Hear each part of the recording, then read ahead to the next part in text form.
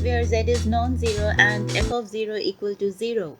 Then we have to prove that fz minus f0 divided by z, this will be tending to 0 as z tends to 0 along any radius vector, but not as z tends to 0 in any manner, which means if I take z tending to 0 along any radius vector, which means if I take the radius vector to be y equal to mx, then along this radius vector, I will be getting this to be tending to 0. But if I take another curve, a curve other than this radius vector, let's say y equal to x cube, then along this curve, I will be not getting this to be tending to 0. I will get this tends to 0 only along the radius vector. This we need to show, right? So let's start with the solution. So this is the function given to us with the condition that f0 is equal to 0. And let's evaluate this first. So this is the limit. We can write the z as xy tending to 0, 0, where x is the real part and y is the imaginary part. So writing the limit xy tending to 0, 0 and writing the function that is given to us. This is y minus iota x divided by x to the power 6 plus y square. Minus f of 0 is 0, it is given to us. Divided by z, that is x plus iota y. Is it okay? Alright.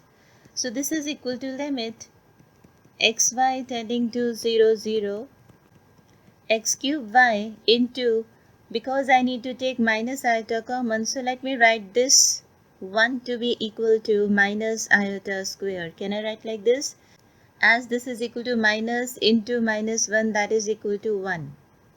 So writing here minus iota square y minus iota x. And now if I take minus iota common from this, I will be getting x plus iota y. So this is divided by x to the power 6 plus y square into x plus iota y. This one. So these two cancelled out and we get limit xy tending to 0, 0 minus iota x cube y divided by x to the power 6 plus y square. Right? Please mark this as 1. And now let's take z tending to 0 along the radius vector, and I am taking the radius vector to be y equal to mx. So along this radius vector, let's check the value of this. So this is equal to, because when you take y equal to mx, everything will be changed into the variable x. So writing here limit x tending to 0 only, right? So this is minus iota x cube taking y to be as mx divided by x to the power 6 plus, this is m square x square. So this is equal to, if I take x square common, I'm getting minus iota x into mx divided by x to the power 4 plus m square.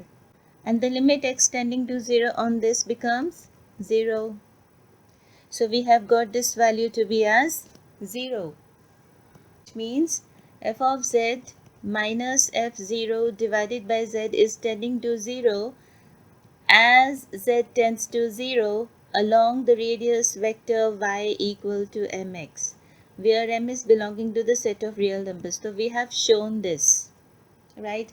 Let's take z tends to 0 along another curve, y equal to x cube. You may take any curve, right? So this is limit. Now because everything again will be in x when putting y equal to x cube, so we have to write here x tending to 0, right? So this is minus iota x cube, and this will be again x cube divided by x to the power 6 plus y is x cube, so this is x to the power 6. This is limit x tending to 0 minus iota x to the power 6 divided by, if I take x to the power 6 common, so these two cancelled out and we are getting minus iota divided by 2, which is not equal to 0. That means this limit is not tending to 0, right? So hence the result Okay, thank you.